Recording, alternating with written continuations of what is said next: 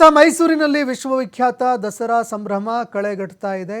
ಎಲ್ಲ ಆನೆಗಳಿಗೆ ಈಗ ವಿಶೇಷ ಖಾದ್ಯಗಳನ್ನು ತಯಾರಿ ಮಾಡಲಾಗ್ತಾ ಇದೆ. ವಿಶೇಷ ಭೂರಿ ಭೋಜನ ಬಡಿಸೋದಕ್ಕೆ ಅಂತ ಆನೆಗಳಿಗಾಗಿ ವಿಶೇಷ ಖಾದ್ಯಗಳನ್ನು ತಯಾರಿ ಮಾಡಲಾಗ್ತಾ ಇದೆ. ನಾಳೆ ಮೈಸೂರು ದಸರಾ ಜಂಬೂ ಸವಾರಿ ಹಿನ್ನೆಲೆಯಲ್ಲಿ ಜಂಬೂ ಸವಾರಿಯಲ್ಲಿ ಪಾಲ್ಗೊಳ್ಳುವಂತಹ ಆನೆಗಳಿಗೆ ಭೂರಿ ಭೋಜನ ಏರ್ಪಡಿಸಲಾಗ್ತಾ ಇದೆ. ಗಜಪಡೆಗೆ ವಿಶೇಷವಾಗಿ ಆಹಾರಗಳನ್ನು ಸಿದ್ಧಪಡಿಸಲಾಗ್ತಾ ಇದೆ. ದೃಶ್ಯಾವಳಿಯಲ್ಲಿ ನೋಡ್ತಾ ಇದ್ದೀರಿ.